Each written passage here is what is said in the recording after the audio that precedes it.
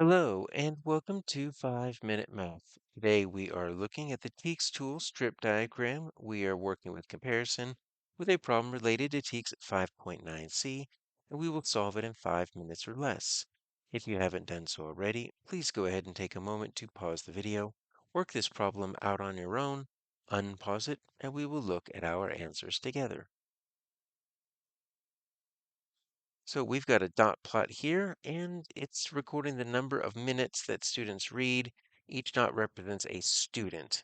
So we are asked the difference between two sets of numbers, and this is going to be our clue that we are dealing with a comparison problem. Because when we compare problems or compare quantities in a comparison problem, we're not combining them like a part whole. We are not taking away or joining. We're just going to line them up next to each other and see which one has more. So we're going to compare the two to find the difference. And that difference lets us know we're going to subtract. And that's what we do with comparison problems. So the two quantities are the number of students that read less than 22 minutes. All right, so this is our first quantity. And the number of students that read more than 22 minutes. All right, so this is our second quantity. We just want to compare these. So we could draw a strip diagram here, and we're going to end up making two different bars here. All right, so we could do this a few different ways. One, I'll show you, could be correct if we wanted to treat all of these as different. Okay, the 15, the 20, the 25, all that. So I'm going to say less than 22, so I'm going to put a less than symbol. I'm going to put a more than 22. So these are going to label my two bars. So where is 22 minutes? It's not on the dot plot. So let's just draw a line here to separate the two. And if we wanted to, so this is going to be my less than 22. This is going to be my greater than 22. We can take these three chunks and we can say, we've got our 10, our 15, and our 20. So we'll call that 10, 15, and 20.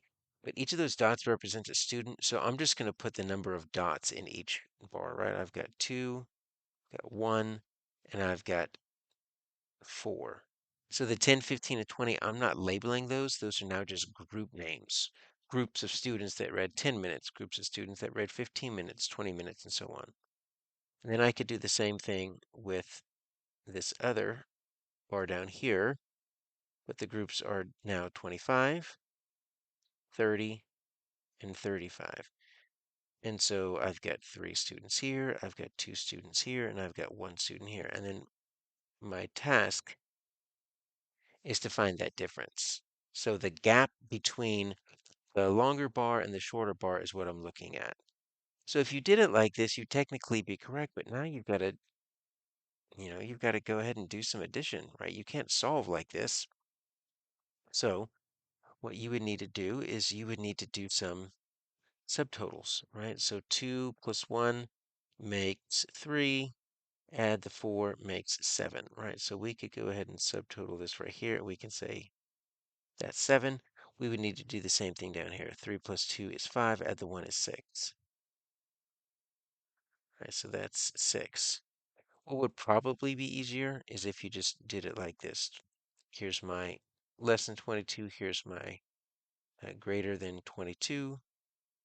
And I'm going to draw my two bars. And when you're counting these, since you don't really care about the 10, 15, 20, you just need to know where the line is for the 22. And then each of those dots represents one student. Let's go ahead and count them up together, right? You can count 1, 2, 3, 4, 5, 6, 7. Just make a bar of 7, and then 1, 2, 3, 4, 5, 6. Right, so that's what we ended up doing, but you went ahead and did that step of just counting using one-to-one correspondence, and that's going to be a little bit better. Or you can just start eliminating. You can eliminate 1, 2, 3, 1, 2, 3. Eliminate the same from each side. 1, 2, 3, 1, 2, 3, and there's your difference, 1. So that works as well. A lot of different ways to solve this. Our answer here is B.